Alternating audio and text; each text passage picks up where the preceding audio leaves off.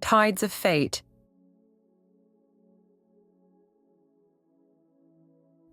The moonlight glistened on the surface of the water as Nyssa emerged, her breath catching as she took in the sight before her. Two figures lay on the sand, illuminated by the silvery glow. As she inched closer, her heart pounded with a mix of curiosity and caution. One of the figures stirred, and Nyssa froze, her fingers brushing the hilt of her concealed dagger. The figure rose, revealing a man with a strong, graceful presence. His eyes met hers, reflecting a blend of surprise and determination. "Who are you?" He called out, his voice firm yet curious. Without hesitation, Nyssa submerged, the cool water enveloping her as she disappeared from view. The sound of her heartbeat echoed in her ears as she swam swiftly, seeking a new vantage point from which to observe the strangers. Riven and Kieran exchanged puzzled glances, their senses on high alert. "Did you see that?" Riven whispered, her eyes scanning the water's surface. Kieran nodded, his hand instinctively reaching for his weapon. "Stay close," he advised, his voice low and cautious. Unseen by the figures on the beach, Nyssa re-emerged further down the shoreline, her keen eyes observing their every move. She remained hidden, curiosity mingling with the need for caution. From her new vantage point, she could hear their conversation more clearly. "What do you think it was?" Riven asked, her voice tinged with curiosity and concern. "I'm not sure. Kieran replied, his gaze fixed on the water. But we should stay vigilant. It could be anything." Nyssa listened intently, piecing together bits of information about the strangers. They spoke with a sense of purpose and determination, qualities that resonated with her own desires for adventure and discovery. As the moon climbed higher in the sky, casting long shadows on the beach, Nyssa made her decision. She would find her way to the road and seek out the path that lay ahead. Gathering her courage, she silently moved closer to the shore, her steps barely disturbing the sand. Once she was certain she wouldn't be seen, Nyssa slipped back into the water, swimming towards the nearby forested area. The dense foliage provided cover as she made her way towards the road. The journey was challenging, but her determination drove her forward. As she approached the road, Nyssa heard unfamiliar sounds, distant voices, and strange rhythmic noises. She carefully hid behind a cluster of bushes, peering out to see a group of riders approaching. At the head of the group was a regal figure, Princess Alara, her presence commanding and resolute. Nyssa watched as the search party came to a halt, their leader scanning the surroundings with a keen eye. "We must find Kieran before Lord Valen's mercenaries catch up to him," Princess Alara declared, her voice filled with urgency. Curiosity piqued, Nyssa decided to follow the group from a distance. She moved cautiously through the underbrush, her eyes fixed on the search party. But in her haste, she tripped over an exposed root and stumbled into the path of the riders. Princess Alara reined in her horse, her eyes narrowing as she looked down at Nyssa.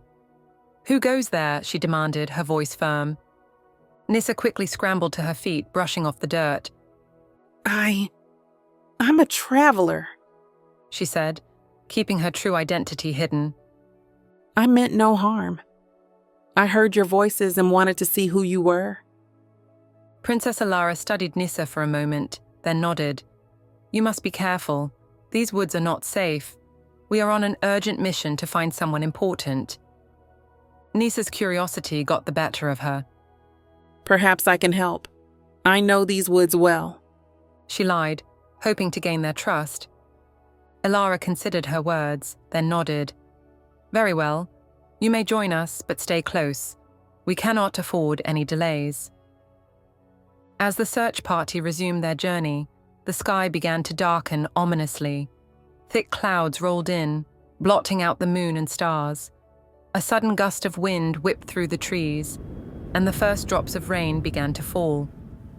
"We need to find shelter," Alara commanded, her voice rising above the growing storm. "Hurry!" Nyssa followed closely, her heart racing. The rain intensified, and soon they were caught in a full-blown storm. Lightning streaked across the sky, and the thunder roared like a wild beast. Nyssa had never experienced a storm like this and felt a surge of panic. As the storm raged, the group struggled to stay together.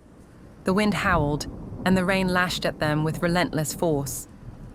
In the chaos, Nyssa was separated from the group, her vision blurred by the torrential downpour.